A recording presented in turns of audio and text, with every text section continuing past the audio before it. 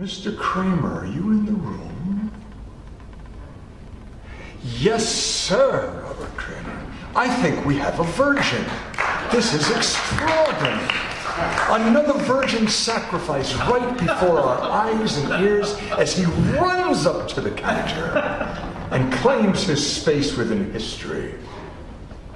Rock the room, sir. It's a pleasure. We'll do that.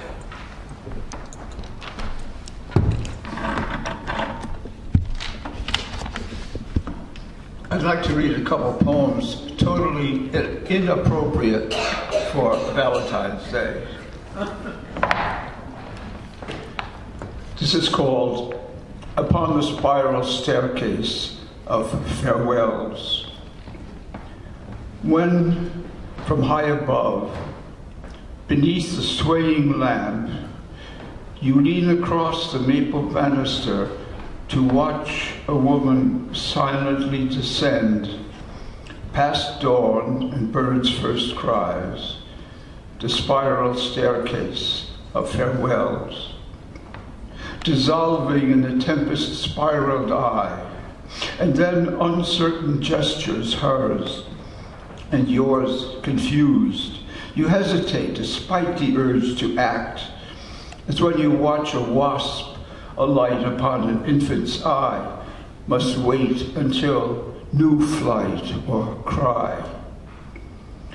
Although the shadows loom and all is movement, you then must see with eyes discriminate, with eyes distinguishing between, well, let us say, between the white of eggshell and the white of table's cloth, or the white of turning eye and the white of pointed tooth.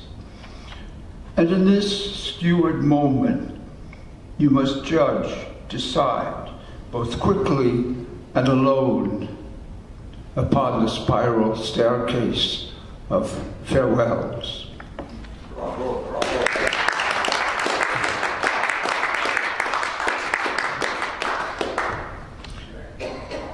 The rocking chair. A young boy is staring from the window of a neighbor's house at his own home, a house adjacent and apart, as if seeing it for the first time, the gables, the curtained windows, the porch with an empty rocker rocking. How foreign, how strange, in the shock of deep remembering. Or as when the contents of a room in the first gray light of dawn slowly become apparent, first the shapes and then the colors, and the world is almost clarified. Or as when he climbed that dike in Holland from the eastern side, suddenly to realize that on the western side, the surface of the sea was there above his head. Or rather, like that peculiar sensation when someone addresses you earnestly, knowingly, someone you have never seen before.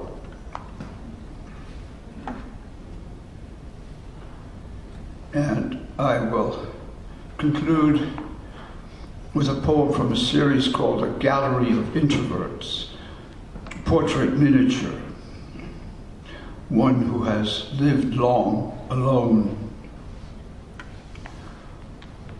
One who has lived long alone, but who has avoided the eccentricity of conversing aloud with himself.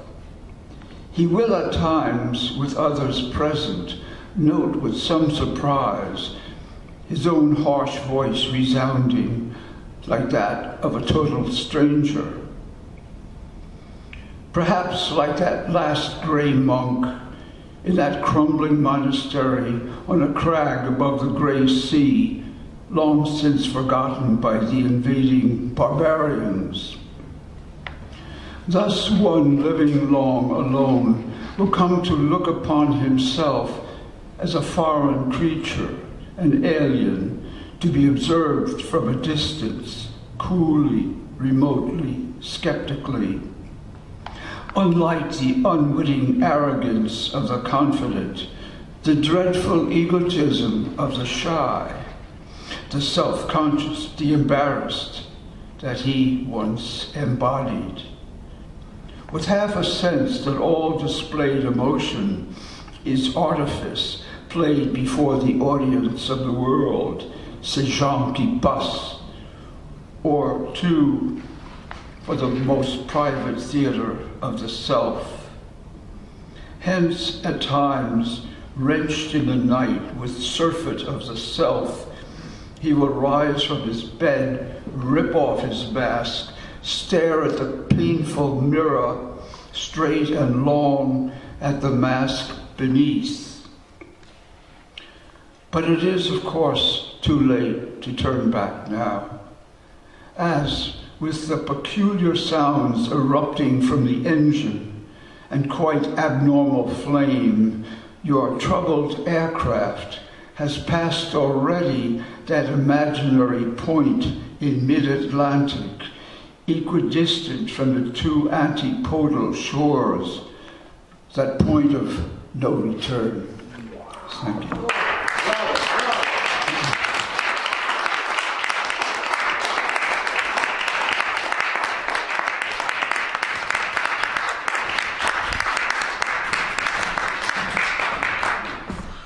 I'm absolutely dazzled. How about that virgin? God bless you, Robert. You're welcome. Please grace us with your genius. And I mean that from the bottom of my heart. I haven't heard eloquence like that in a really long time from a different voice. And it's, once again, as I talk with Ed and Gail and Robert and Anna, it's like everyone's got their voice. It's electrifying. Wait till they bring Avi up, it's Ari up. It's humbling, and it's like being in a candy store. It really is.